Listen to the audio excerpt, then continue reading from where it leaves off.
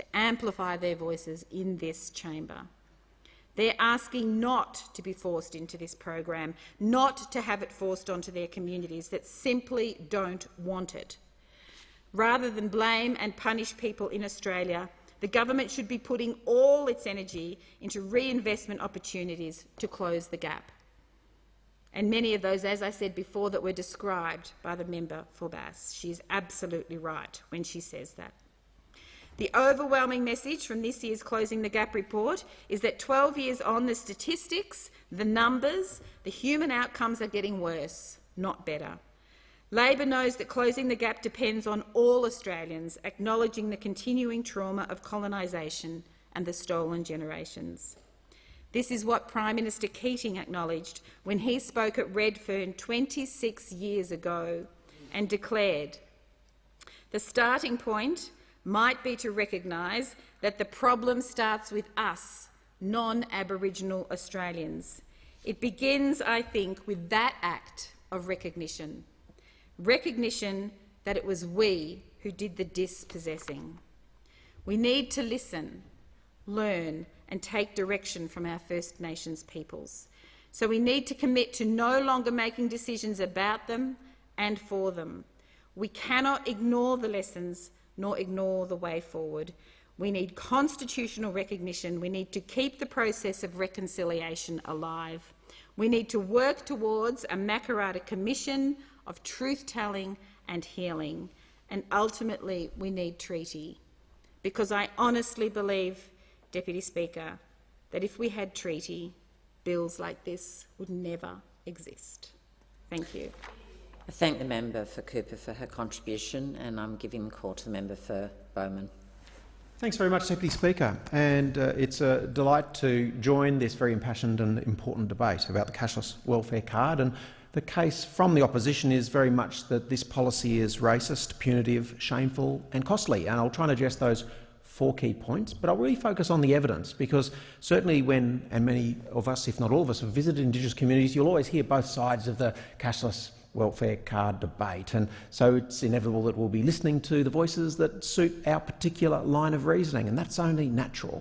But I think it's very important that all of us don't just fly in like seagulls and spend a day and talk to our chosen spokespeople.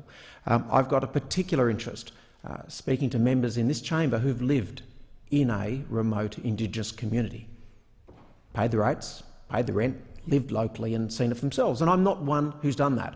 But in 1993 and 94, in that very, very difficult time pre-welfare controls and welfare cards, I was spending a lot of time in Lajamanu, a semi-desert Warlpiri community of Northern Territory. And that work in 93, 94 gave me the time to spend night after night and week after week in this community and see the ravages of petrol sniffing at the time. And the Warlpiri people, speaking their language, would meet in large groups and mourn the inability of traditional Indigenous structures to deal with petrol and how they could communicate with the youth that they felt they'd lost. And these kinds of problems, when you've seen them firsthand, I couldn't understand the Warlpiri conversations except the word petrol sniffing, because they didn't have a word for the very thing that a traditional culture was attempting to control and deal with. The card, of course, is not perfect. The card is in many ways the best way that a Western system can deal with its own limitations, which is the payment of cash as a form of income replacement. Even the payment of cash itself creates problems, which this debate seems to have almost neglected, because before the card we paid cash and we've had terrible problems. Were I to be introducing cash, I'd make all these same arguments about cash. So this is a relative debate about the change between payment of cash and the introduction of a portion of that payment not being cash. And it's a very, very subtle argument that I feel has been lost. There's nothing racist about the policy. It's true that some of these social malaise are higher in Indigenous communities, and it's true that we went first to the parts of this great nation where these concerns were greatest. But we got Indigenous community support for it, and the first thing we said was this rule, this card, will apply to everyone here, not just Indigenous Australians. And it's a great disappointment for me that the Labor Party continues to muddy the waters there. It is true it has been introduced in areas of predominant Indigenous population. It was done so with community agreement, and it applied to every Australian. And it's a shame that that gets liquid papered away. Now, the elements of punitive and shame around these cards are very hard to avoid. It's quite right that there can be significant shame about being placed on a card, and I don't deny that. There's significant stress and trauma about attending or sitting a NAPLAN test. I can't help that either. But it is a shame if elected representatives kick that shame along, promote it, and fan the flames of shame by continuing to vocalise it. I can appreciate some people will not like a government policy, but to be honest, everything has been done in this policy to make it applicable and acceptable. And honestly, we are a culture, both cultures, that now live on credit cards, and we live with cashless payments, whether it comes from an employer or the government. I mean, my entire life is cashless now, and to simply claim and poke people and say your card's a different colour, I think is to, again, overly aggravate this debate in a negative way. We could see self-evidently that gambling and alcohol was causing a problem, and it's not that we say nothing else works. To the members of the other side, I say the pedal is on the floor with every other program money can afford, and we still can't fix the problem. I think it's a very high bar to say, you know what, you introduced the card and the problems didn't go away. I mean, that's not a failure of the card any more than it's a failure of the social worker who's delivering social services or the OT who's delivering occupational therapy services. They don't fail because the problem wasn't fixed. This is one of a range in this causal web of dysfunction that exists in every corner of Australia, black and white and everything in between, and we need to work in every corner to do our very, very best. And the card is just one extra element of it. It deserves to be studied, deserves to be evaluated, deserves to be excoriated if people find that that in fact is what's happening. But in reality, this is one intervention sitting alongside a range of other reforms, and I think the government's done a good job over time to technologically make this card almost indistinguishable from a credit card. I mean, you'd need a PhD, wouldn't you, in something to be able to work out the difference when you're using those two cards, cashless debit card or a credit card, going through a tiny supermarket in your local store. And let's be honest here, come on, where it's been introduced, virtually everyone's on the card in these communities. And we've now moved to Bundaberg and doing a mainstream trial. And I think it's repugnant to say in Bundaberg that 95% of the people on the card are white and this is racist against whites, because that's the absolute counter-argument to what's being put to us today. It's nothing to do with colour of your skin. Thank you so much. The member for pt2 standing up and saying this has got nothing to do with race. This is a great country that's trying to pull itself together and close gaps, and it's wrong to characterise this card in such a way. Look, there's been multiple independent evaluations. Not all of them have been positive. We accept that. But what I want to do is just go through the incontrovertible evidence that there is less drinking reported, less drugs reported, and less gambling. And that was the goal of the card. It didn't say that those things would go away with a card. Anyone who's lived in a community would understand it doesn't go away because we're only quarantining 80% anyway. So there's still 20% there. I'm speaking for Australians in every other corner of this country who would say it's only reasonable that 80% of a taxpayer transfer to someone on income replacement should be spent on their kids, on food and on basic household expenses. 20% is still there for all the gambling and alcohol that you want. That point again seems lost on the Labor Party. So today I come into this great place to say that I stand for the 25% of people in these areas who report they drink less alcohol. And none say, or very few say they drink more alcohol because of the card. So I stand with those 25%. I'm not going to have that ripped away from them. I'm going to stand for the 22% who said that they report reducing the number of times that they drink and the number of episodes of heavy drinking. I'm not going to have that ripped away from them. I will stand with those 22%. And it doesn't mean that the other 78% are drinking more and more frequently. That's not the case at all. They're not. We know that there's a positive change in gambling behaviours. 21% of addicted gamblers have said that the card has created a positive change. 35% of that 21% said it helped in gambling for themselves, but more importantly, 43% in relation to their extended family, 38% in relation to their friends, 60% in relation to what gambling's going on in their community. I won't have that ripped away from them. There's no one gambling more because of this card. I'm not going to let those people down. Over 40% of CDC participants say they feel safer. I'm not going to have that ripped away from them. 20% of cashless debit card participants say that they've found that they've been able to reduce illicit drug use, one of the most addictive things there are. And they report that it's reducing. I can't find any other program around the country that does that. And if it exists, I'll roll it out next to the card. Complementary as a partnership approach. But fundamentally, we needed a way to stop the fanning of the fire and the supply of the cash that was creating this problem.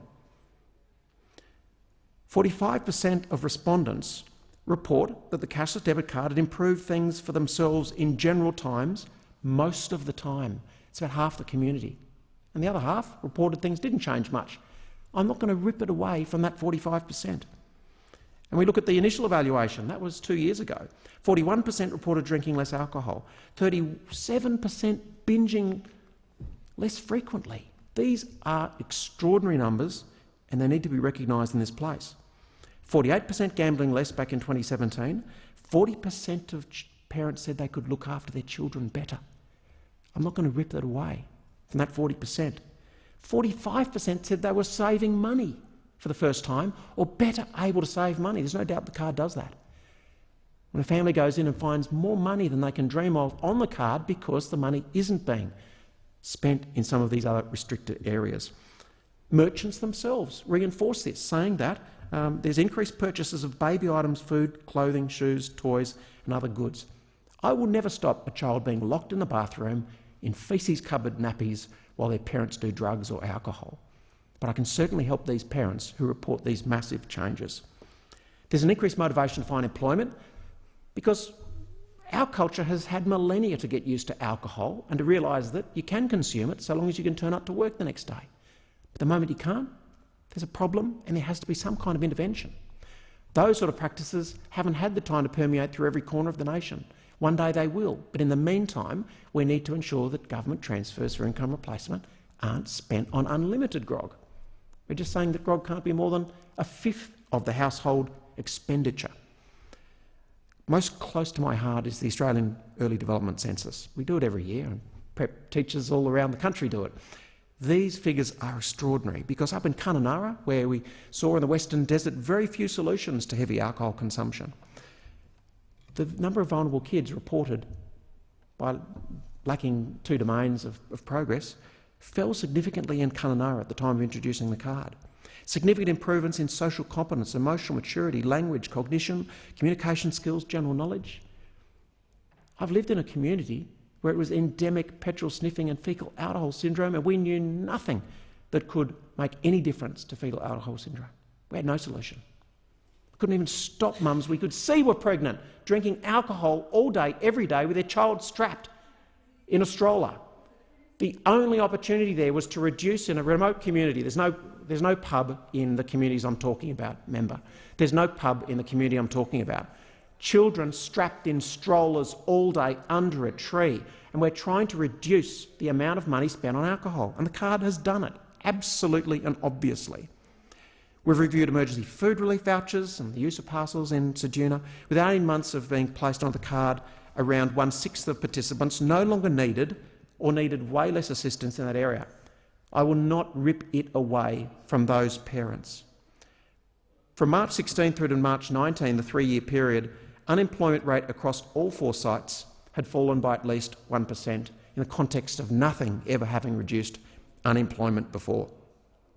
We can see when we look at merchant data that these cards have a stabilising force and they assist participants in paying for essential items. To hear the Labor Party say that this card is a shame, when the reality shows that participants can actually pay for what they need to, is a source of not shame but pride.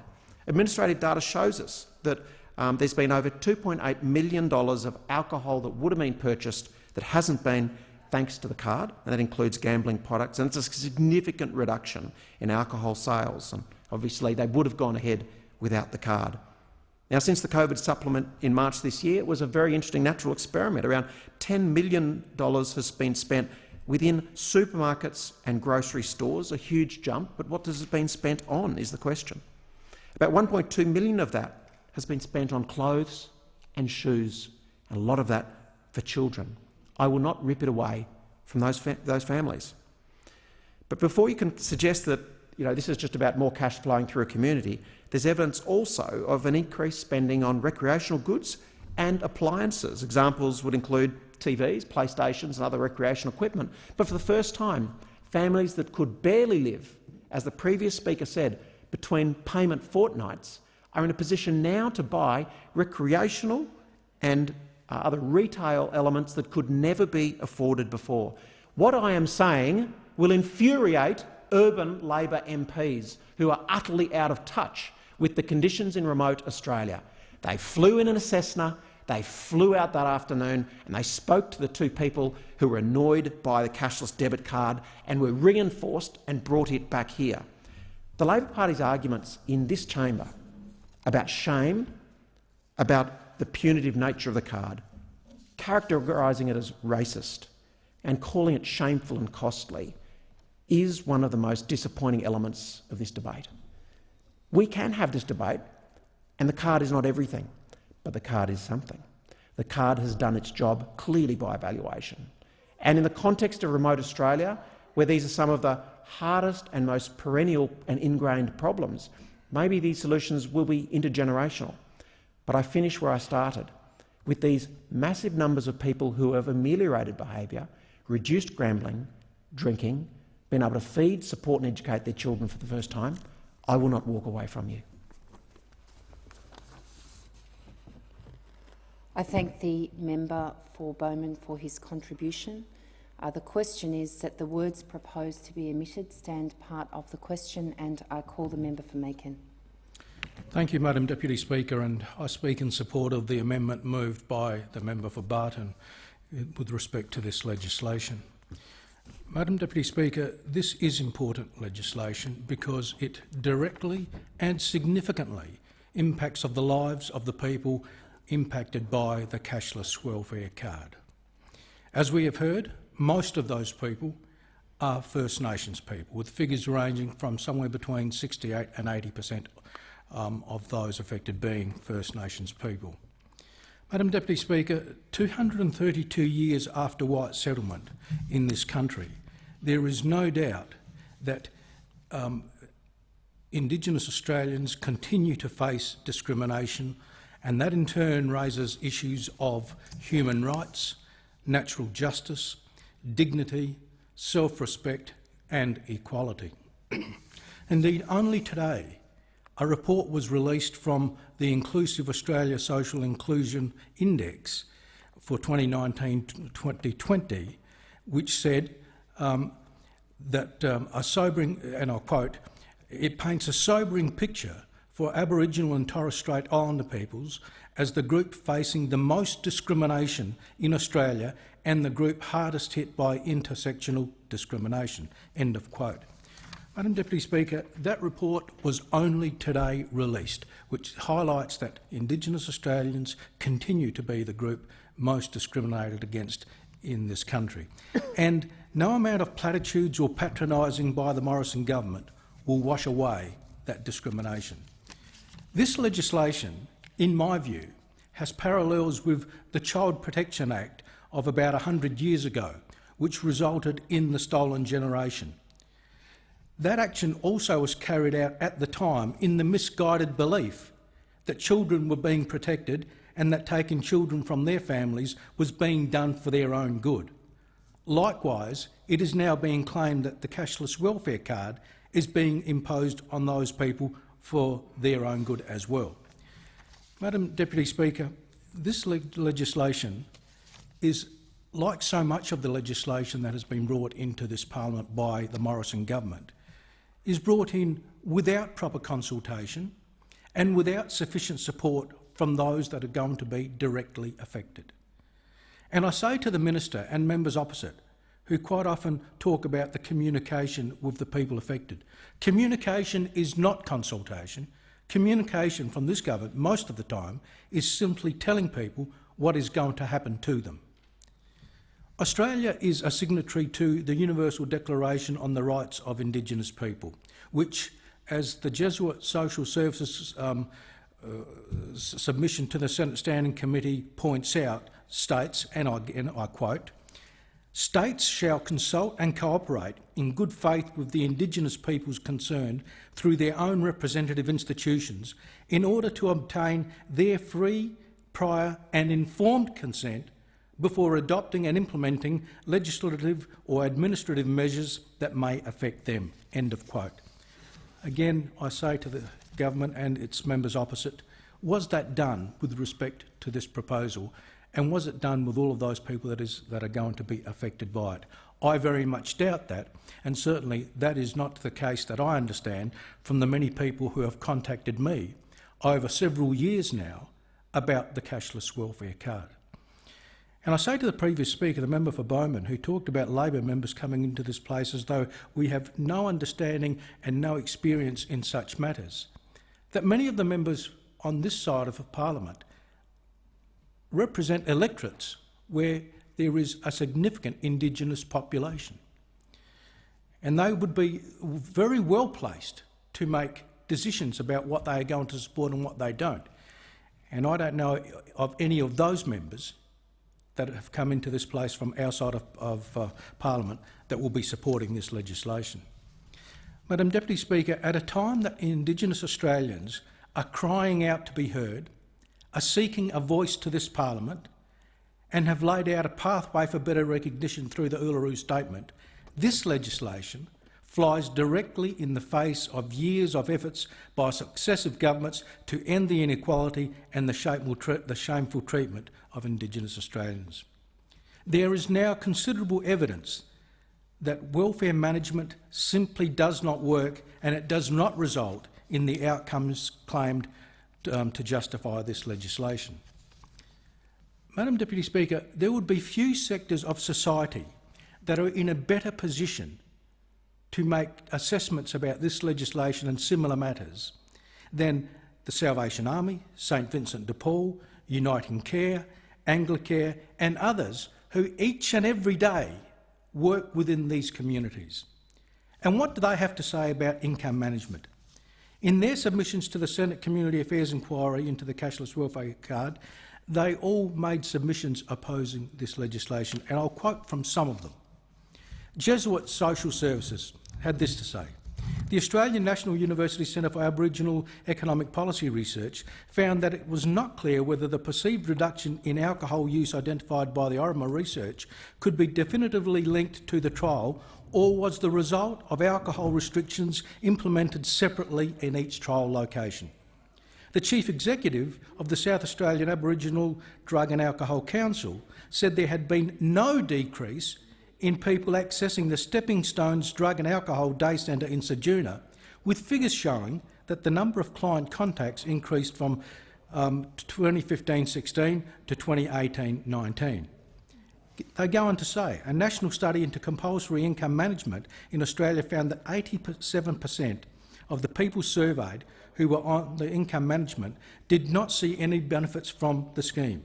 The research found that, in contrast to policy discourses about income management being used to strengthen benefit recipients' independence, build responsibility and help transition individuals away from welfare dependency and into work, we found that income management appears to weaken the financial position and capabilities of those subjected to it. What did Uniting Care have to say about it? They said, while there is little evidence of effectiveness, there is evidence that compulsory income quarantining has led to a range of adverse consequences, including an increase in social exclusion, stigma, difficulty providing for family needs and the erosion of individual autonomy." End of quote. They went on to say, and again I quote, "Ultimately, we believe that the cashless debit card is a paternalistic and punitive measure driven by ideology rather than evidence." And what did St Vincent de Paul have to say? And I'll quote from their submission to the Senate Committee. And again I'll quote, "The Orima evaluation has been widely criticised for its paucity of evidence and lack of robust methodology, including by the Auditor General." End of quote. They go on to say, "A comparison of 2014 evaluation findings using contemporary data on child health and wellbeing, education, crime and alcohol consumption was recently completed for the Northern Territory, where income management has been in place for 1/3 of the Indigenous population for a decade. It found that the rate of infant mortality, the incidence of low-weight births and child deaths by injury have increased over the period. School attendance rates have fallen. Imprisonment rates have increased. There has been no change in assaults. Alcohol consumption has fallen, but this trend predates the introduction of income management, with research identifying a range of policies including pricing and supply limitations as the drivers. There has been no reduction in the extent of risky alcohol consumption." End of quote. And lastly, I just want to quote from the Salvation Army submission. And they say, and I quote, "None of the evaluations regarding the cashless debit card trial show conclusive evidence that the objectives have been met. At present, there is no credible evidence that restricting people's access to cash reduces the incidence of addiction to drugs, alcohol or gambling." And their submission goes on to say, and I quote, "In a report completed in 2018, the Australian National Audit Office noted that the approach to monitoring and evaluation was inadequate, making it difficult to conclude whether there had been a reduction in social harm and whether the card was a lower-cost welfare quarantining approach." End of quote. Madam Deputy Speaker, I lastly quote from one of the organisations that, again, directly deals with the people that are going to be mostly affected by this card, and that is one of the Aboriginal groups, the Yamachi Marpa Aboriginal Corporation. And they say, "The YMAC takes this opportunity to reaffirm its strong opposition to the Commonwealth Government's continued imposition of income management and cashless welfare measures, specifically its cashless debit card. Despite ongoing lack of conclusive, accepted empirical data or evidence to support the government's conclusions that these initiatives are solving the issues claimed to be associated with welfare dependence, it continues to progress this paternalistic agenda." End of quote.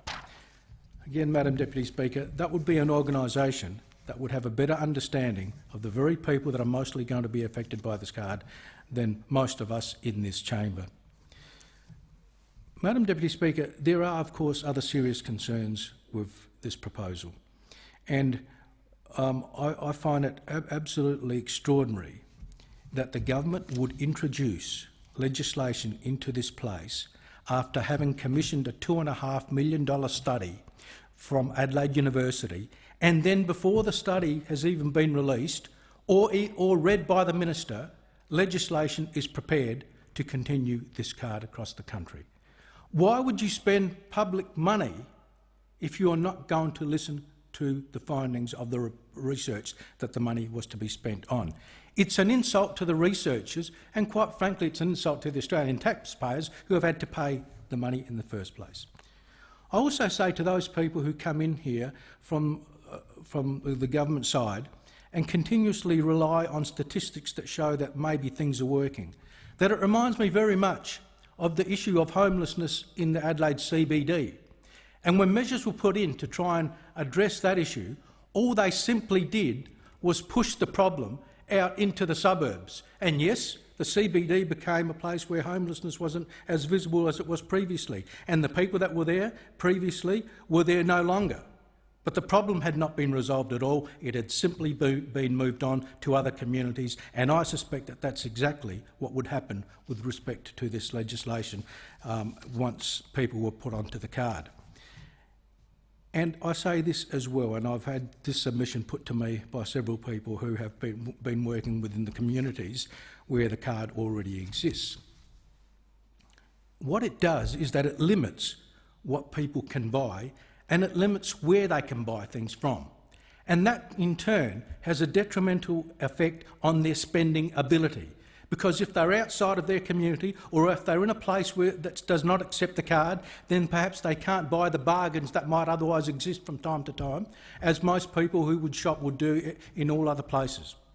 And so the card is indeed limiting to their ability to survive, given that they are already welfare dependent and therefore need to make the most of every dollar that is given to them. And lastly, I say to the member for Bowman who tried to compare this card with the cashless society that we live in and the fact that it is no or little different to a credit card. This card is very different to a credit card. A credit card can indeed be used anywhere in any retail facility where they wish to buy a product. This card can't be. And what this card says to the people that are issued with the card is that you are very different to the rest of society. You will be treated very differently, and you can't hide from that, because every time you walk into a store or you talk to your colleagues about what you can do, they'll know that you are being treated very differently to someone else. And it comes back to the issue not only of discrimination, but dignity of the people that are affected by it. The government should listen to the people that know best and the people that have made submissions to the Senate inquiry. It should listen to the people who have now been subjected to the card, not for a few months, but for years, and properly analyse what the results of the card in those communities has had, and then come back to the Parliament with the kind of legislation that addresses the causes of the problems, rather than simply tries to control how people can spend their money. And I say to members opposite, I do accept that for many of you, this proposal is well intended. But I also say to government members, it may be well intended, but as one of your own members, the member for Bass, came into this chamber and pointed out, it is the wrong way to go about trying to address serious problems in our communities. I thank the member for Macon for his contribution. The question is that the words proposed to be omitted stand part of the question, and I call the member for Moreton. Thank you, Deputy Speaker, and I'm happy to follow on from the member for Macon to speak on the Social Security Administration Amendment continuation of Cashless Welfare Bill 2019. He always makes a fine, considered contribution, and I've been speaking after him for now in my 14th year, and happy to do so. Because Labor opposes the extension of the existing cashless debit card trial sites unless there is clear evidence of local community support. And that is crucial, Deputy Speaker. What this bill will do is make the cashless debit card trial sites of Ceduna in South Australia, an area that I've visited for this, the East Kimberley, the Goldfield, which is the Kalgoorlie, Coolgardie and surrounding areas, and Bundaberg Hervey Bay in Queensland. What it does is make those trial sites permanent, irrespective of the views of locals. It will permanently replace the Basics card with the cashless debit card in the Northern Territory, and it will replace the Basics card with the cashless debit card in Queensland's Cape York, and extend income management in Cape York until the end of next year. This legislation will also make it easier for a person to volunteer to be placed on a cashless debit card, and allow a person to remain on a cashless debit card when they move outside one of the prescribed areas. It will enable the Secretary to review and revoke cashless debit card exit provisions if the Secretary no longer believes a person who exited the card is reasonably and responsibly managing their own affairs. The cashless debit card trial sites in Ceduna, the East Kimberley, the Goldfield and Bundaberg Hervey Bay were just that. Deputy Speaker, they were trial sites. The reason governments have trials or pilots for some policy initiatives is to review how they work and see whether they are worth refining and whether they're worth rolling out further, or if they should indeed be pulled back because they're not working. Remember, the residents in these areas were actually conscripted guinea pigs when it comes to this government policy. But with these trials, the Morrison government was not actually interested in finding out whether they were actually successful. It took long-standing criticisms about the lack of evidence available on the trials before the Morrison government eventually committed to an independent review. But before even receiving the review, the Morrison government announced that the trials would be made permanent. The review conducted by the University of South Australia actually concluded that, and I quote, "We have shown the CDC to have had no substantive effect on the available measures for the targeted behaviours of gambling or intoxicant abuse." I stress that again, no substantive effect. The Royal Australian and New Zealand College of Psychiatrists said in their submission to the Senate inquiry, "We are concerned at the continued pursuit of this policy against the advice of addiction specialists. More than 50 years of psychological research shows that positive reinforcement strategies are more effective than punitive strategies in bringing about behavioural change. It's almost like society has moved on a little bit since they wrote the Old Testament a couple of 1,000 years ago. There's a clear pattern with this Morrison government, and we've seen it time and time again. Almost every policy that Prime Minister Morrison tries to ram through this parliament, because I think fundamentally he'd rather just run things without that nasty inconvenience of democracy. Nearly every policy they've tried to ram through is against the recognised expert advice. Prime Minister Morrison proudly gets out his stamp and stamps it on every bill. Ignored my experts. That's what he stamps on the document. Right. Just this week we've seen the family court merger bills being rammed through the House, a bill that will abolish the specialist standalone family court of Australia. Liberal and National Party members were the only ones who voted for it. Not Labor, not the Greens, not one crossbencher. You managed to unite Bob Catter, the member for Mayo, all on a unity ticket. Not one crossbencher voted for it, and you know why? Because all of the expert evidence says it is a really bad idea. Hundreds of stakeholder groups. Still, the Prime Minister got out his stamp and said, ignored my experts. Ignored, proud of it. Today the House has debated a bill that effectively returns unemployment payments to the old New Start rate after the 31st of March next year. Who thinks that's a good idea? Well, not the Australian Council of Social Service, not the Council of the Ageing Australia, not the Australian Human Rights Commission, nor a range of other community sector organisations, peak bodies and groups representing social security payment recipients, economists, who all made submissions to the Senate committee inquiry raising concerns. Even the Australian Retailers Association, not exactly a cabal of lefties, I would suggest, even the Australian Retailers Association has said that a 3-month extension of the coronavirus supplement is a band-aid on a social and economic wound that we need to address as a nation. Again, the Morrison government has not listened to the experts, but has pig-headedly followed its own ideology to the detriment of all of Australians. Prime Minister Morrison again pulled out his stamp that he sits up there next to his world's cruelest immigration minister trophy, and bam, again, put the stamp, ignored my experts. And this bill in front of the chamber is no different. Again, the Morrison government is actually ignoring its own independent analysis. In fact, it didn't even bother reading the report before committing to making permanent the current trial sites. Even worse than not listening to the experts is not listening to the First Nations communities who will be most impacted, who will be impacted hardest by this legislation. The Aboriginal peak organisations in the Northern Territory told the Senate inquiry into the bill, quote, "Our perspective on the cashless debit card from the enormous consultation we've had with Aboriginal and Torres Strait Islander communities is that they don't want it, hence why we're calling on the Senate not to support this bill." First Nations communities, the people that have the oldest words on earth, should have words that are listened to by this parliament. They should be listened to. Nothing about us without us. That's a pretty good rule of thumb when it comes to First Nations people. This legislation will disproportionately impact First Nations people. 68% of the people who will be forced onto the cashless debit card are First Nations Australians. That's 23,000 out of the 34,000 people impacted by this card will be Aboriginal or Torres Strait Islander people, and 18,000 people in the Northern Territory. We suspect what the Morrison government's real agenda was, but this bill has finally exposed that this government's real agenda is a big, permanent rollout of the card, with all of the problems associated with it that have been detailed by previous speakers. One that I would particularly touch on that the member for Macon called out, I think he belled the cut. If you remove people's ability to have pride when they go about living their life, you crush their soul.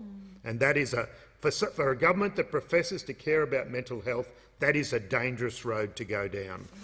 Labor is opposed to income management programs that may catch and disempower the wrong people, such as this type of broad-based compulsory income management program. But some income management programs can be justified programs that are targeted. In Cape York, the local community is applying income management based on individual circumstances, and it supports the families and it monitors the outcomes. That type of income management is appropriate where community support continues. As that rule that I said, nothing about us without us. This rule is being applied in the Cape York area. The Cape York welfare reform commenced more than 12 years ago. It arose from a partnership with 4 Cape York communities, the Queensland Government, the Commonwealth Government and the Cape York Institute. The Cape York welfare reform was grounded by the establishment of the Families Responsibilities Commission, the FRC, which was legislated by Premier Anna Bligh back in 2008. The FRC is an example of Indigenous empowerment. Its structure was designed by Cape York people for Cape York families. It shifts power and responsibility from government, distant government. Remember, Brisbane is as close to Cape York as Brisbane is to Melbourne. It shifts power and responsibility from government to the community itself, to respected local elders and leaders acting as local family responsibility commissioners. The FRC commissioners have the power to call people in and conference with them if they've failed to send their children to school, or if they've been the subject of a child safety notice, or if they've committed an offence or failed to pay their rent. Income management orders are part of a number of measures available under the conditional welfare approach in the Cape York model, but only after restorative justice conferencing from local FRC commissioners. Clients are also linked to extra support services to motivate and build capacity for change. Nothing about us without us.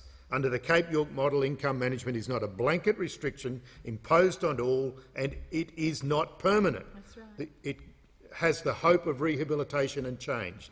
The order can be removed by the local FRC commissioners where a person has shown that they've taken steps to change and to fulfil their obligations. The ability to have pride, a job, etc., all of those things that humans are built for. There is overwhelming community support for the Cape York welfare reform. Nothing about us without us.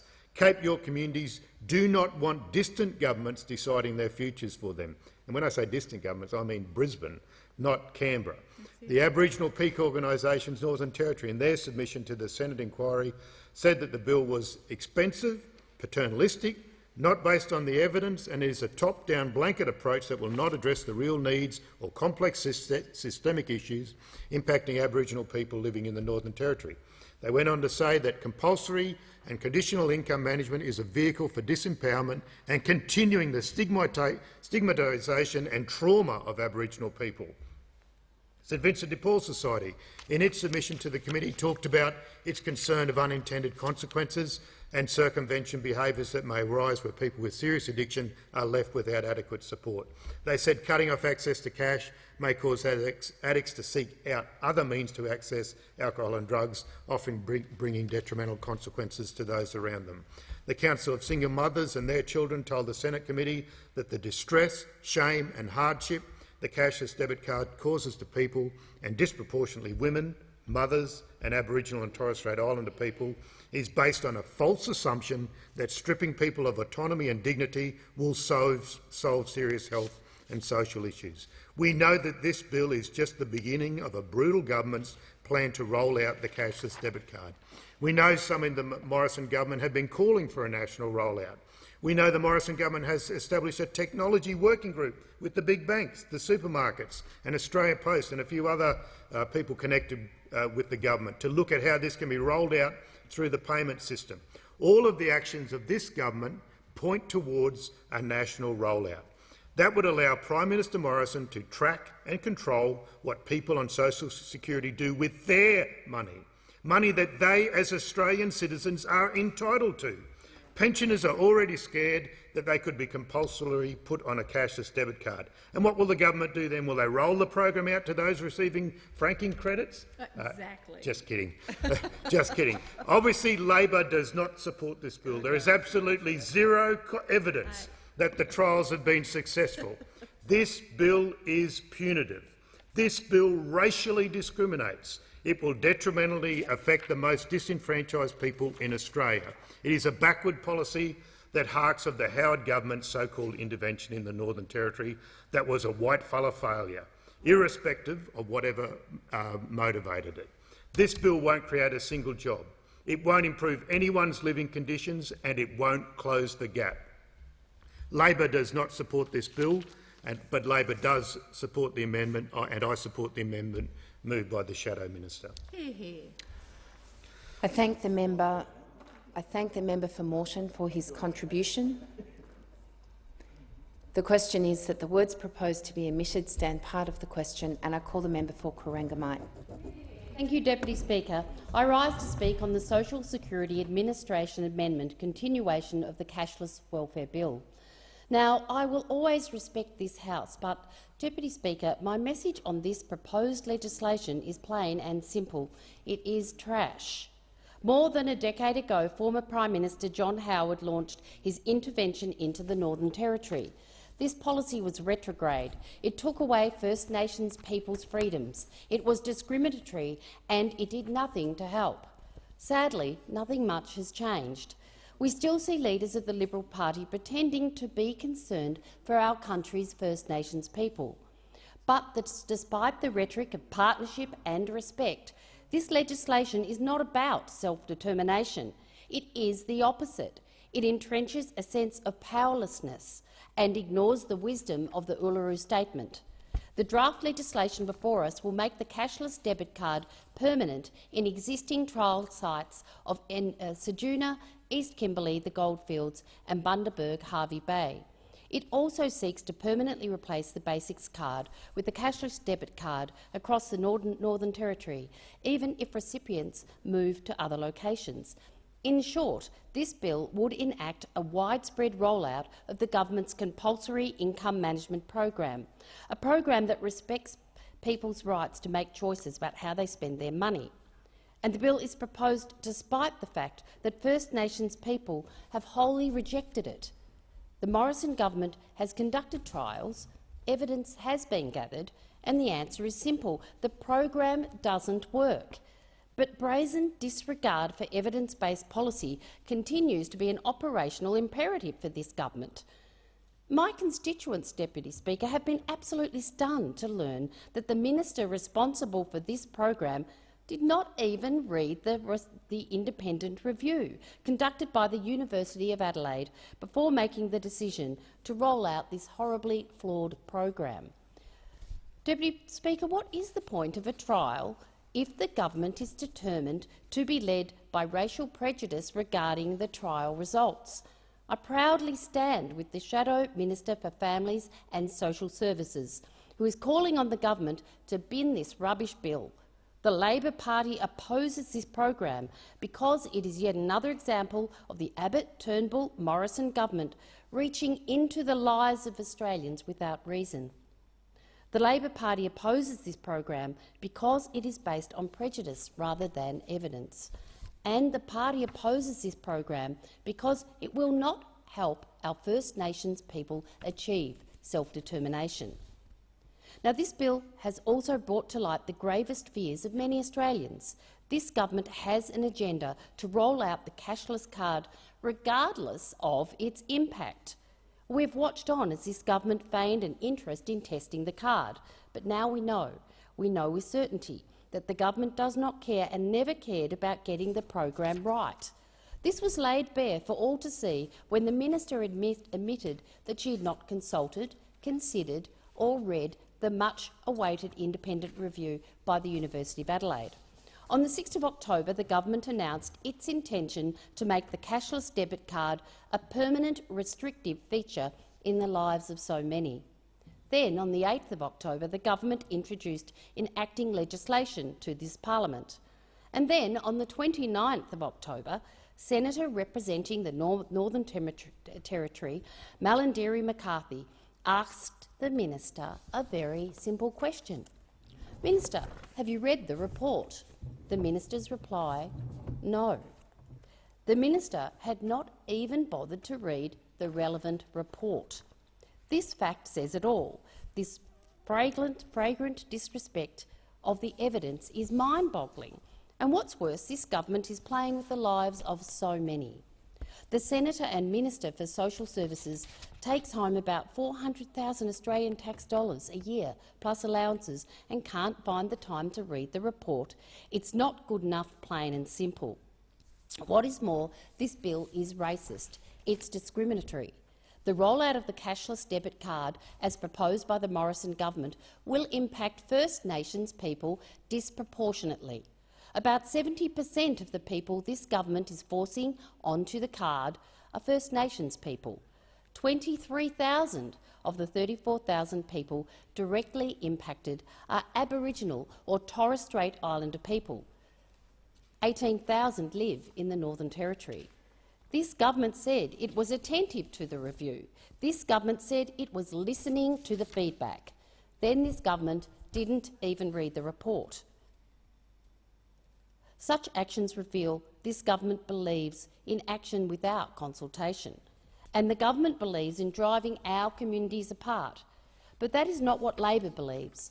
We believe that Australia is made up of powerful, capable communities that are better united than divided. We also believe that income management will sometimes be necessary, just not this income management, because this income management is a sledgehammer. Instead, Labor believes in the careful, thoughtful use of income management as a targeted tool in specific cases. One example of this, as some of my colleagues have already mentioned, is child protection. We acknowledge that there will be times when government intervention is required. When the circumstances of individuals receiving the payment are taken into account, we can support families and improve outcomes. That's a good thing, a very good thing.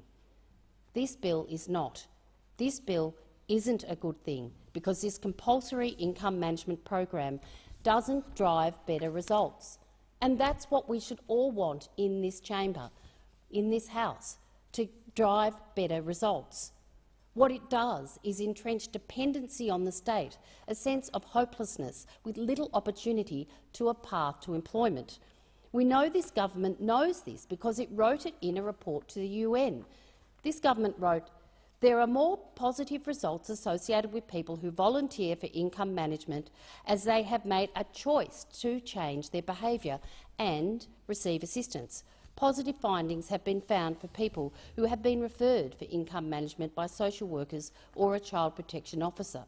The evidence provided by submission to this bill carries the same overwhelming position. The program doesn't work. One peak body, the Aboriginal peak organisations of the Northern Territory, submitted that the continuation of compulsory income management through the transfer to the CDC is being rushed forward despite the lack of any positive or strong evidence drawn from either the 2014 Social Policy Research Centre evaluation of new income management in the NT or the 2017 Orima Research evaluation of the cashless debit card trials. The submission went on to say, income management cannot provide a transition to employment in locations where few employment opportunities exist, and those that exist are largely done by outsiders.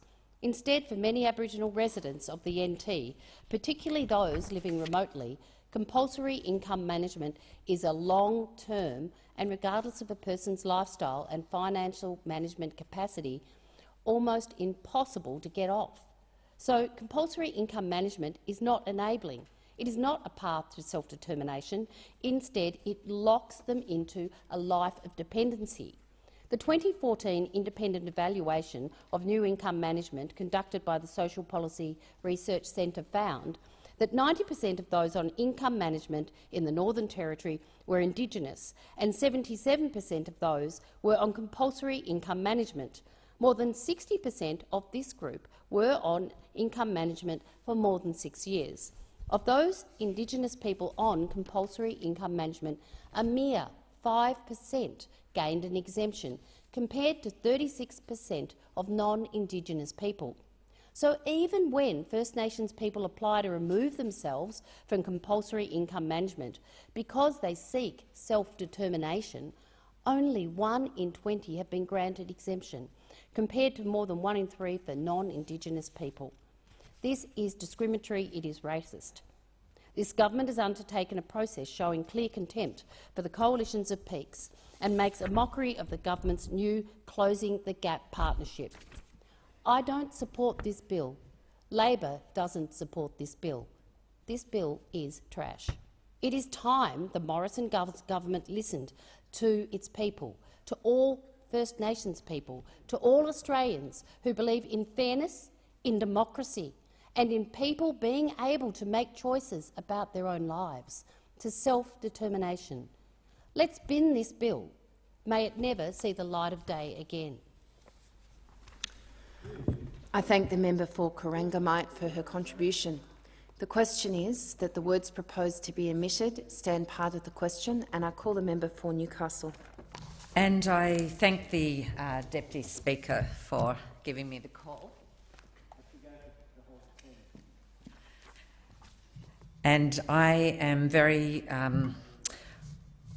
pleased to rise to speak tonight in opposition to this government's deeply flawed, punitive and frankly racist bill to impose a permanent and compulsory income management system in the form of a cashless debit card. This is a bill that will make the cashless debit card a permanent feature in all of the trial sites, so that's in Ceduna, the East Kimberley, the Goldfields and the Bundaberg Hervey Bay area. And it will permanently replace the Basics card in the Northern Territory with the cashless debit card, effectively extending the cashless debit card system to the entire Northern Territory.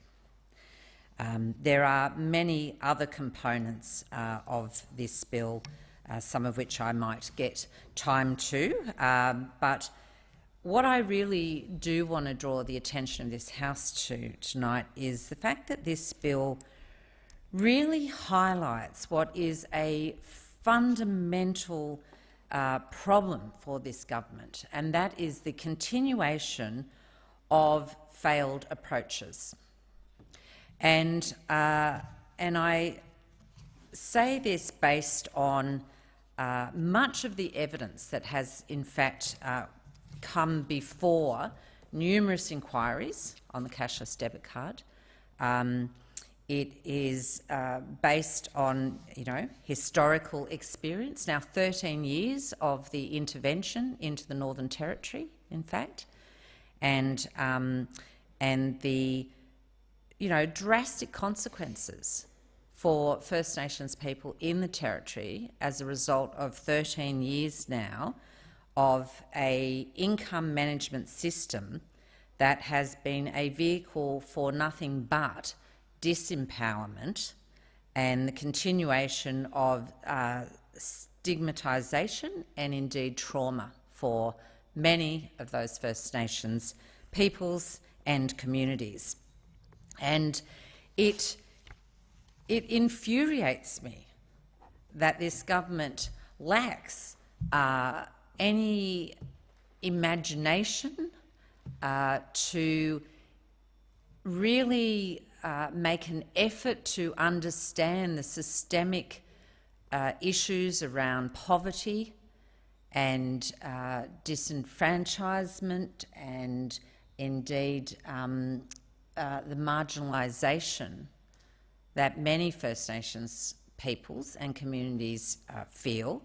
And, legislation like this that is before this House this evening is some of the laziest policy making I have seen. And I say this because this government appears to have learnt nothing when it comes to looking at the history of policy making in First Nations affairs. It runs completely, this legislation before the House tonight runs completely counter to the commitment that the Prime Minister made in this very chamber back in July, where he was praising a new approach from the government. He said there would be a new partnership to be formed, and this was in light of an ongoing failure to make any inroads to the Close the Gap targets. And the Prime Minister said, well, we're going to remedy this by having a new partnership with First Nations people, and that First Nations people would have an approach, not only a say in how something is delivered, but would be part of a co-design process in order to determine those service deliveries in their communities. Well, I'm sorry, there is nothing in this legislation that stands up to that promise that the Prime Minister gave in this House, that he gave to First Nations people in Australia. As I said, this is a shocking continuation of failed approaches to consultation, engagement and public policy making. Now, I said earlier on that this is lazy policy making, and I say that because, you know, government has a perceived crisis. And this is exactly what happened in the intervention period as well, a perceived crisis at hand, and introduces a range of measures that purport to be temporary, that are going to manage a situation now, and that there would be remedies put in place and eventually people would be able to resume control over their lives once communities were stabilised, people's health improved, housing provided, all of those things. Well, of course, none of those underlying issues have in fact been addressed in these communities. None of those have been improved. So now we are, and when you ask, well, what is the exit strategy from this income support management program? You know, what happens when somebody is put onto income management? How is it that, you know, what is the pathway to get people off that and to be able to live autonomous lives, able to control their own forms of income, make decisions about them and their families that you and I and non-Indigenous people in this country take for granted? Well, there isn't a plan. And indeed, the research that has shown of people on when we've examined this, the research shows just how demonstrably failure. There is a order. The member for Whitlam and the member for Kennedy. The member for Newcastle in continuation. Thank you, Deputy Chair. I'm sure other people have an opportunity to speak when they get the microphone, and you know they can knock themselves out. At the moment, I am pointing to a profound lack of evidence-based policy making that is taking place in this country. I am pointing to the evidence that has been made available to the government. Let's not forget this government actually commissioned, at the cost of $2.5 million, Adelaide University to evaluate the cashless debit card trial. And yet, did the government wait to hear what that important piece of research, that important evaluation around this program had to say? No. No, it was pretty clear that the government was going to be making a decision about a permanent rollout of this cashless debit card without any evidence. Indeed, the Minister Ruston made clear in Senate estimates that she had not read the report. Fancy paying $2.5 million for a report and not bothering to read it. And then wonder why we, on this side of the House, might dare to ask some questions about the fundamental lack of evidence that is informing the government's policy position tonight. Now, it is not a matter for this government. Sorry, this is. I will wind my contribution up if I'm allowed to. I will end this by saying that you know, this has been This is a shameful and shoddy and lazy piece of legislation that now comes before this House. And it is a bill that I said at the start that continues to highlight the fundamental flaws and failed approaches that this government has taken in relation to any policy areas in First Nations communities in Australia. You're looking to give me the nod, are you? This has been the most interrupted speech I've delivered in this parliament for some time, but over to you. Thank you, Member for Newcastle. I'll just note that I was listening intently to you, but given that it is now 7:30, I do propose the question that the House do now adjourn, and I call the member for Oxley. The reckless behaviour of payday lenders has gone on long enough. Data, as we know from the Consumer Law Action Centre, has shown the number of households with a payday loan has continued to skyrocket. The figures need to be told and told again. Between April 2016 and July 19, pre-pandemic, just over 4.7 million individual payday loans were written, worth an approximate total of $3.09 billion. That represents around 1.77 Australian households. Around 15% of payday loan borrowers end up in a debt spiral, which leads to bankruptcy.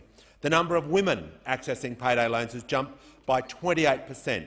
86% of loans are now accessed through a website or on mobile or tablet. Now, while the Morrison government sits by and does nothing, Australian families continue to be ripped off every day by the loan sharks in this out-of-control industry. Examples of people being exploited are endless. This includes heartbreaking stories from my home state in Queensland of sole parents who have been approached by payday lenders and signed up to rent a fridge on the spot. After electronic signatures have been captured, an individual was told that she would pay a fortnight of just $81.44. Just 2 weeks later, the full story was revealed, with the fridge costing an astronomical $6,352 over 3 years. Mr Deputy Speaker, with the ongoing economic fallout of COVID-19 and the winding back of support measures by this government, it's critical the Morrison government implement measures to protect people from exploitive lenders seeking to take advantage of their financial vulnerability. It's the difference between families being able to put a meal on their table for Christmas lunch and potentially falling under the poverty line. Payday loans are almost exclusively used by people on low or very low incomes to try to keep their heads above water, however, often fall into a horrific debt cycle. This is due to the outrageous fees and interest rates of around 900%. A survey found that 4.7 million Australians are now very concerned about their financial well-being. The same survey found young people were 3 times more likely than the general population to have taken out a payday loan or consumer lease in July 2020 to make ends meet. Payday lenders have been exposed for sending text messages offering, quote, COVID relief loans. Now, it's been more than 4 years since this lazy government have announced a review into the payday loans and rent-to-buy schemes. In 2015, and despite repeated promises and supporting the 24 recommendations for the review, we are yet to see any action or clampdown on the loan sharks. As the cost of living rises drastically under this government, 1.77 million households have had to turn to payday loans just to get by. As if this wasn't bad enough, today we know more than 120 consumer legal and other associations and almost 100 prominent individuals have signed an open letter to MPs urging them to reject a bill that would axe important borrower protections. The Treasurer of Australia, Josh Frydenberg's decision to overhaul the National Consumer Credit Act is an attempt at making it easier for consumers to obtain loans and spur growth as the economy is in deep recession. The government's bid to loosen lending laws does a decade of hard-fought consumer protections. In an open letter which emanated from Consumer Advocate Choice, the Consumer Action Law Centre and Financial Counselling Australia, among others, have said, quote, "We are calling on you to stand up for Australians and block this harmful law when it is introduced to Parliament. There are essential consumer protections designed to protect ordinary people from the sorts of terrible lending practices we saw during the global financial crisis and Banking Royal Commission. Mr Deputy Speaker, if these rules and laws proceed, people will be worse off. Drastically relaxing lending rules in the midst of our worst recession in 30 years is a recipe for national disaster. Higher levels of household debt will slow the economic recovery. This is not economic sense. This is economic vandalism, with vulnerable and weak Australians in this government sight. Well, Mr Deputy Speaker, I know the Shadow Minister at the table, the member for Richmond and every single Labor member of Parliament will fight what the government is trying to do. We will be on the side of consumers. We will stand up to the loan sharks and the banks in this country. The government will not. I call the member for Hughes. Thank you, Deputy Speaker. This evening I would like to talk about some of the recommendations that have been made by the COVID National Evidence Task Force. This is a group that they say their job is working to keep us Australians updated with the latest evidence. Well, the first recommendation they make is on the drug remdesivir.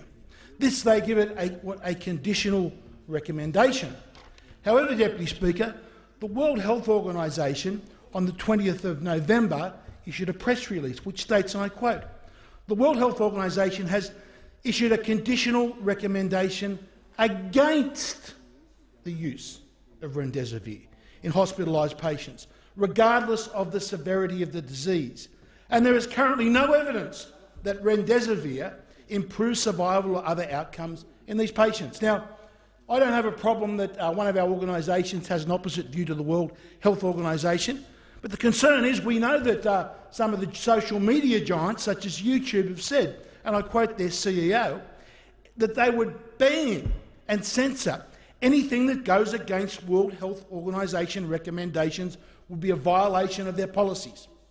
So will YouTube be censoring the recommendations of our National Evidence Task Force? The second recommendation that is made, Deputy Speaker, that I'd like to discuss tonight is the recommendation by our National COVID Evidence Task Force on the drug ivermectin. For that, Deputy Speaker, the National Evidence Task Force recommendations is against using it. So what is the evidence for ivermectin, Deputy Speaker? A drug that has been championed by the Australian Professor Tom Borody months ago, Deputy Speaker, but he was not listened to. Well, now, Deputy Speaker, we have 22 studies published in the medical literature, and all of them, Deputy Speaker, 100% of those studies find that ivermectin is a highly effective treatment for COVID. In fact, the chances that you would get 21 studies out of 21 studies, Deputy Speaker, are actually 1 in 2 million. So I call on our National Evidence Task Force to look at the evidence. Look at these 21 studies, because at the moment on their website they say they look at one single study and they are making their recommendation against this drug on that one study when there are in fact 21 published studies. And if you look at those 21 published studies, that drug must be recommended now to treat COVID patients, especially those Australians returning from overseas, Deputy Speaker. The third recommendation, Deputy Speaker, that our National COVID Evidence Task Force make is on hydroxychloroquine. And again, they recommend against that. Well, what's the evidence, Deputy Speaker?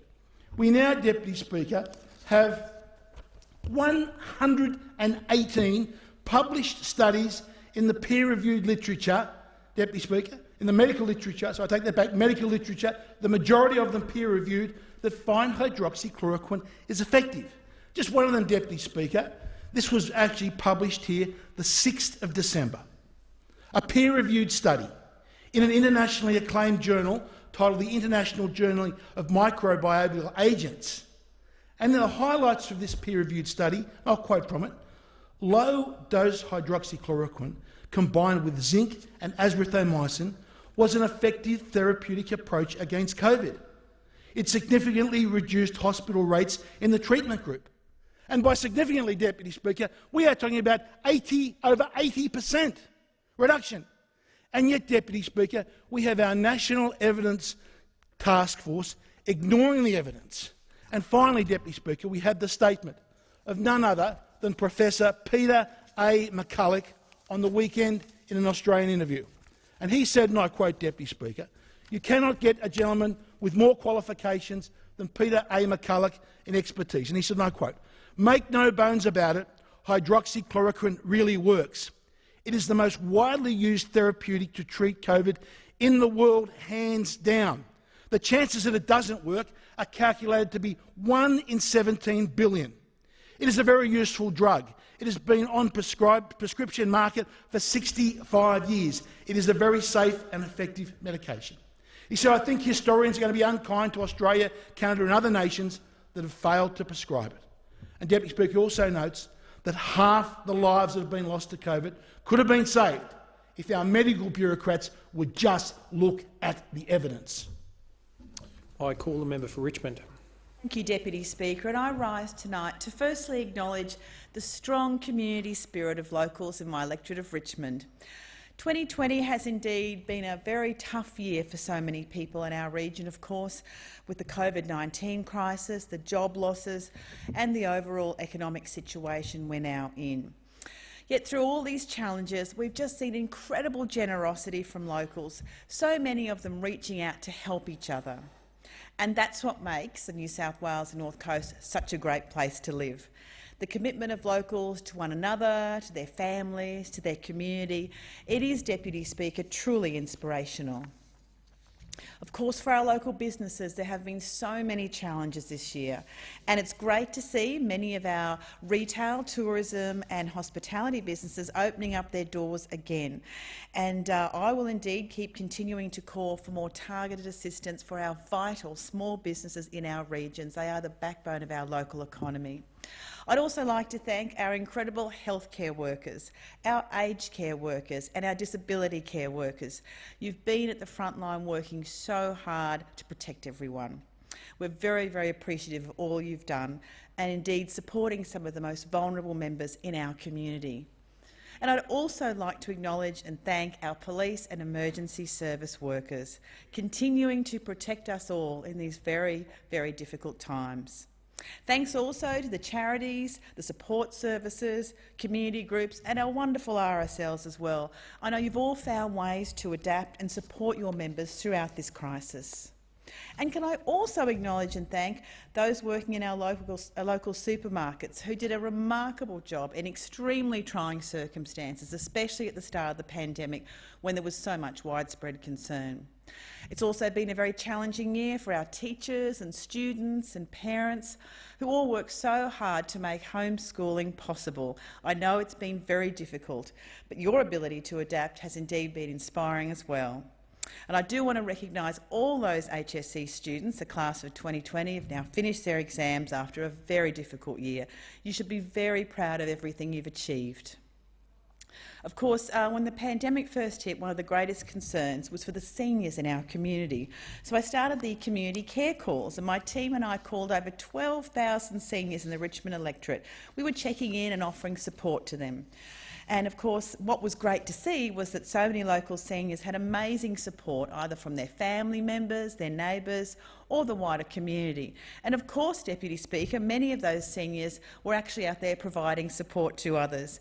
The strength, resilience and generosity of spirit exemplified by our senior Australians, again, is an inspiration to us all. And of course, the economic situation that we're currently in greatly concerns many in my community. We need to do whatever can be done to keep local people in local jobs and support our local economies, and we still need the government to do much more.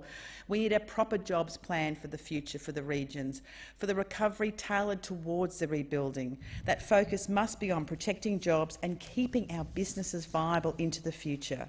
Indeed, it was Labor that called for the wage subsidies, and we did that because we knew how vitally important they'd be. The government finally agreed, but still so many were left behind, particularly those such as casuals when JobKeeper was announced. And indeed for areas like mine that rely on tourism, retail and hospitality, many of those casuals missed out.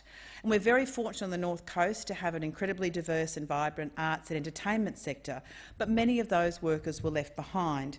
Now, the government did finally respond to Labor's calls for industry-specific support, but it's not enough. They still need more support in that vital area. I'll also continue to call for more support for Southern Cross University in my region too, for specific assistance to ensure they remain viable and to provide tertiary opportunities for our young people.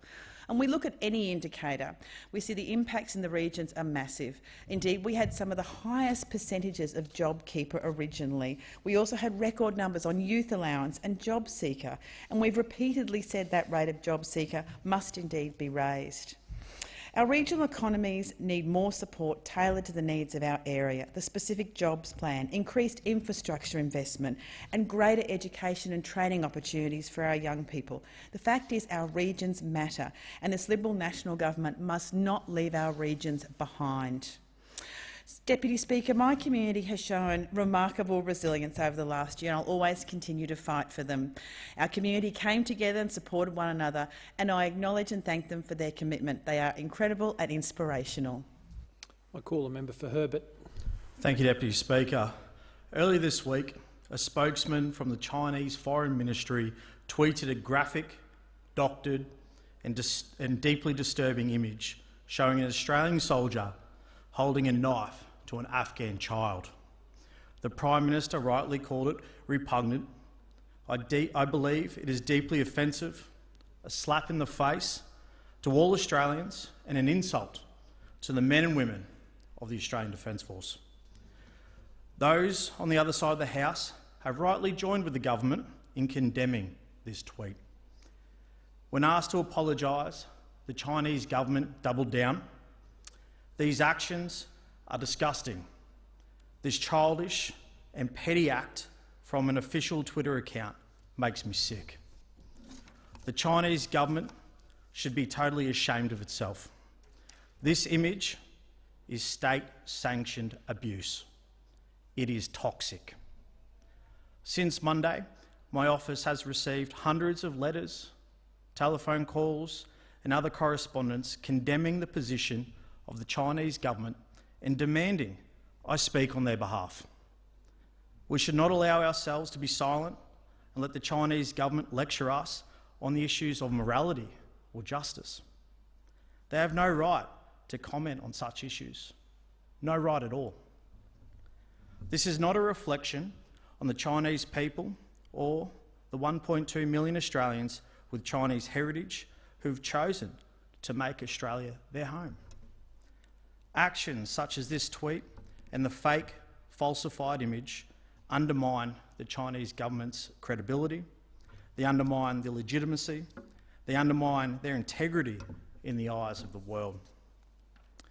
In August this year, China's Deputy Ambassador to Australia announced at the National Press Club that Beijing wanted a relationship marked by respect, goodwill, fairness and vision. This post represents none of those things. China says it wants to be considered a responsible and credible actor, but this tweet undermines their credibility far more than it does Australia's.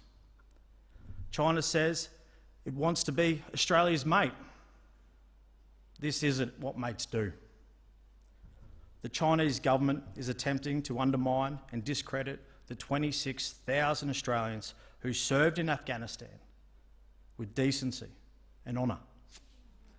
I myself have served our nation in Afghanistan with pride. I met some of the civilian men, women and their children that this tweet is alleging we don't care about. I can tell you that when we saw these people, when these people saw Australian soldiers coming their way, they were relieved. They were glad to see us. They wanted to keep parts of our uniforms because they knew we were on their side. We as Australians won't be influenced by foreign propaganda or misinformation. We as Australians won't be intimidated by other nations. We are, and always will be, free from influence of foreign state. The recent IG-ADF inquiry demonstrates our nation's transparency and willingness to hold itself to account. The findings contain some very serious allegations. When we hear allegations of wrongdoing, we investigate them. And so these allegations must be properly investigated and dealt with according to Australian law. But let's not forget, Not one Australian soldier has been found guilty by an Australian court. Not one. They are all innocent until proven guilty beyond reasonable doubt.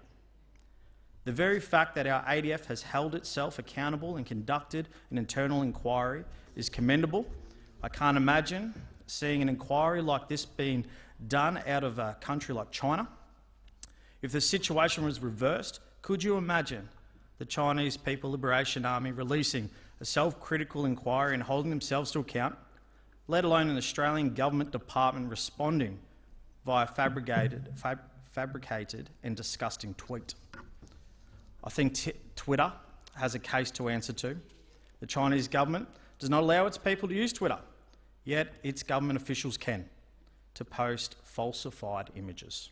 So why is this the platform ignoring the calls for the images to be removed?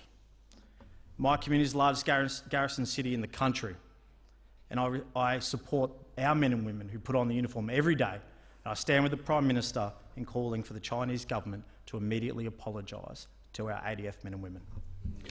I call the member for Hunter. Thank you very much, Mr Deputy Speaker. Walking away from Labor's shadow cabinet was not obviously an easy decision for me, and the reasons are many and obvious. But the issue I want to speak to tonight is the impact on my staff. As a result of my decision, 3 people in my office lost the jobs they held with me.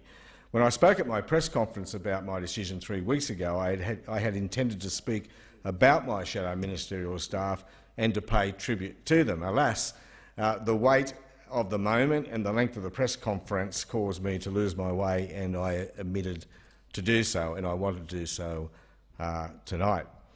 So tonight I'd like to thank and pay tribute to Mark Abernethy, Kate Boyd, who served me loyally and energetically and very effectively for the last 18 months. But I also want to talk about my former Chief of Staff, Natasha Sickman, who worked with me for more than 10 years. First, when I was Chief Government Whip, then as a Minister, albeit for a short time, Mr Deputy Speaker, and for a long period of time as Shadow Minister for Agriculture and later Shadow Minister for both Agriculture and Resources. In opposition, Mr Deputy Speaker, you need people with agility and flexibility. In the top job, you need an all-rounder, and Natasha Sickman was certainly that, and I'm sure she'll be certainly that in a new job in the future. Over the course of that decade, Natasha did media, administration, people management, stakeholder management, legislative management, policy development, parliamentary management, parliamentary tactics, and of course had to deal with the madness of her boss. Natasha built Labor's country caucus, one of her bigger achievements. She developed Labor's successful 2009 forestry policy. For the first time in many decades, the industry rated Labor's forestry policy to be superior to that of those who now serve in the government. She did so after extensive negotiation and consultation with industry and unions, and it was a magnificent outcome for the party. In the Chief Government Whip's office, she managed to steer the Labor team, a minority government, through around 2 years without losing a single vote on the floor of the House of Representatives. Again, no small achievement. I thank Natasha for her service, her loyalty, her guidance, advice, patience, skill and hard work. Natasha Sickman is a great loss to me and a great loss, I believe, to the Australian Labor Party, and I wish her well. I wish her family well. The other thing I failed to do 3 weeks ago was to acknowledge and thank the many industry stakeholders I've been engaged with for 7 years as the Shadow Minister for Agriculture and for a while as Minister for Agriculture, but also over the course of the last 18 months as Shadow Minister for Agriculture and Resources. In the agriculture space, too many to name, but obviously the National Farmers Federation and the state-based farm groups, industry leaders, the investors themselves, all those in the value chain, all those who produce our food and fibre, our growers and producers, those who work in areas like crop protection, which aren't always obvious, and animals, medicines aren't always obvious to the casual observer of the agriculture sector. Of course, environmental groups who are important stakeholders, and of course the trade union movement. In the resources sector, investors and executives in the oil, gas and mining companies, Minerals Council of Australia, Minerals Council of New South Wales, all those council and peak groups in every state right around the country, organisations like APIA and many more, and of course, again, our great trade union movement. I've been very fortunate, Mr Deputy Speaker, to have fantastic relationships with so many groups, with so many people within those groups, with so many people who work hard both on the land and, of course, in our industries like oil and gas and coal and mining more generally. And it's been a great journey for me. I thank them for their consultation and engagement. I think many of them, or if not most of them, indeed if not all of them, for their friendship. And I can make this commitment to them both in agriculture and in resources. Joel Fitzgibbon is going nowhere, and I will continue to be a very strong advocate on their behalf. Thank you, Mr Deputy Speaker. I call the member for Monash. Deputy Speaker, 30 years ago this year I was elected to this House, and Joel Fitzgibbon's father was there at the time. Eric, you can go, Joel. One thing I learned over that time from 1990 till now, not that I was a continuing member, in fact I was a oncer then and I was a oncer twice, which is pretty hard to do. But one thing I learned was the least person in this House, the least person in this building is crucial to the operations of the building and the importance of those that are around us to help us do the job. So tonight I want to pay respect to the clerk, the deputy clerk and all their team for the work that they've done, especially around COVID-19, to the Speaker and his team, who had to balance the constitutional requirements of the Parliament against the onslaught of the pandemic. I congratulate them for keeping us safe and secure and allowing the Parliament to run in the best possible manner that it could. I would like to acknowledge my own staff in this whole process, because everybody's had pressure way beyond what they've probably experienced in their lives before because of this crisis. To Tony, to Ashley, Alex, Julie, Jenny, Vanessa and Tanya.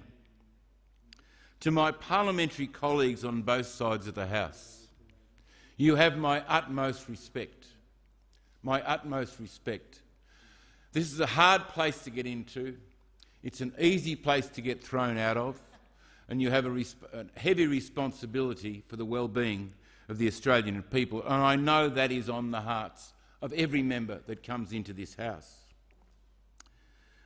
To my Privileges Committee Secretariat, who are a fountain of wisdom and enabled us to carry on our commitments to the committee in a way that only such knowledge and ability to do their job allow us to do that job.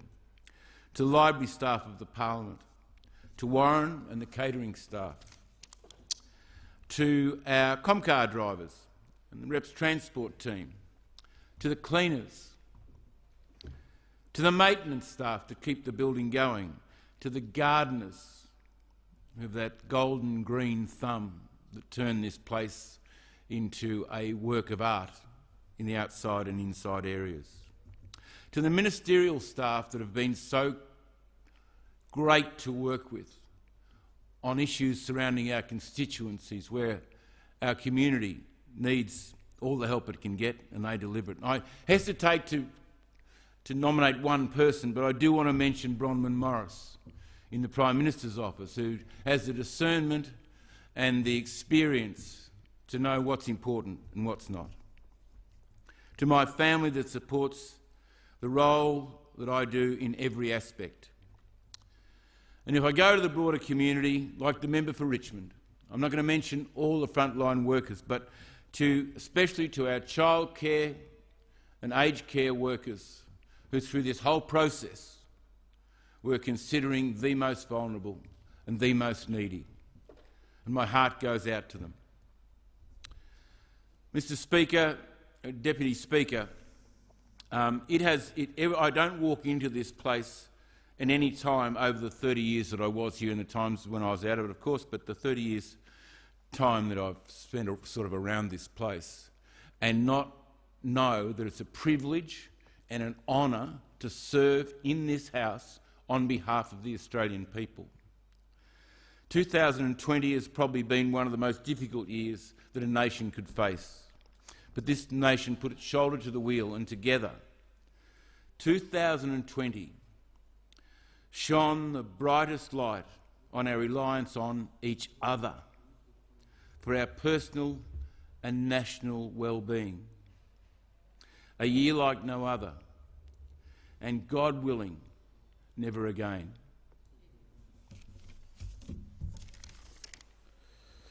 It being 8 p.m, the House stands adjourned until 9:30 a.m. tomorrow.